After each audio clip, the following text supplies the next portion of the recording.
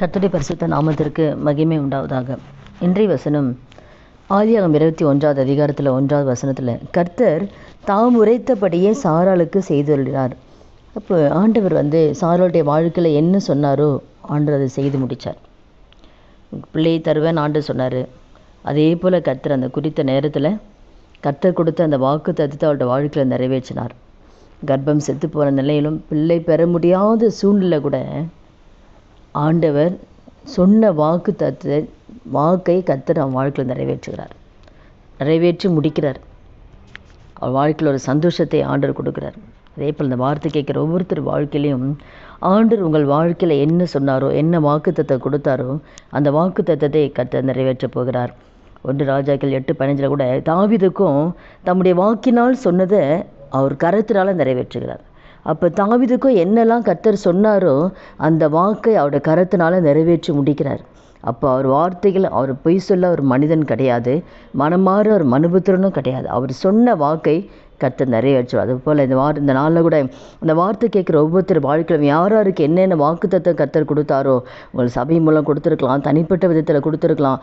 உங்களுக்கென்று கர்த்தர் கொடுத்த வாக்கு தத்தத்தை, வாயினால் சொன்ன வாக்கு தத்தத்தை ஆண்டவரோட கருத்தினால் கர்த்தர் நிறைவேற்ற போகிறார். நீங்கள் நினைக்கலாம், இத்தனை மாதம் ஆயிடுச்சே, இத்தனை வருஷம் ஆயிடுச்சே, என் வாழ்க்கையில் இன்னொரு வாக்குத்தத்தம் வரலேன்னு சொல்லி நீங்கள் எதிர்பார்த்து கொண்டிருக்கலாம், அங்கலாய்த்து கொண்டிருக்கலாம். ஆனால் தேவன் வாக்கு கொடுத்ததை அவர் வாக்கு மாற மாட்டார். அதை நிறைவேற்றி முடித்தது போல உங்கள் வாழ்க்கையில் தாவீது வாழ்க்கையில் முடித்தார், சாராள் வாழ்க்கையில் முடித்தார். சொன்ன அத்தனை பேரோட வாழ்க்கையில் அவர் சொன்னதை செய்து முடித்தார்.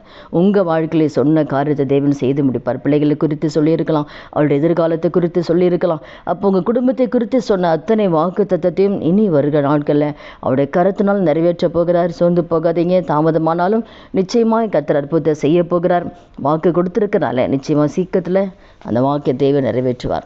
வாழ்க்கையில் பிள்ளைகளை குறித்த காரியங்களாக இருக்கலாம், திருமண காரியங்களாக இருக்கலாம், பிள்ளை செல்வத்துக்காக இருக்கலாம், ஆசீர்வாதத்துக்குரிய காரியமாக இருக்கலாம், என்னென்ன ஊழியத்துக்குரிய காரியங்களாக இருக்கலாம். என்ன வாக்குத்தத்தம் தேவன் கொடுத்தாரோ அந்த வாக்குத்தத்தம் உங்கள் வாழ்க்கையில் நிறைவேறப் போகிறது.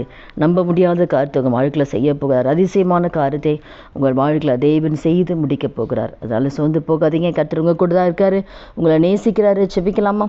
துதிகள் மத்தியில் வாசம் செய்ய நல்ல தகப்பனே, இயேசுவின் நாமத்தோட சமூகத்தில் வருகிறோம்.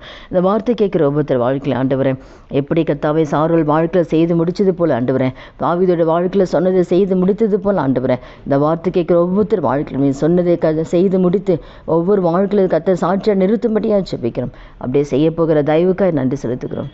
இயேசு கிறிஸ்து நாமத்தில் செபிக்கிறோம் நல்ல பிதாவே, ஆமேன். கர்த்தர் நாமத்துக்கு மகிமை உண்டாவதாக.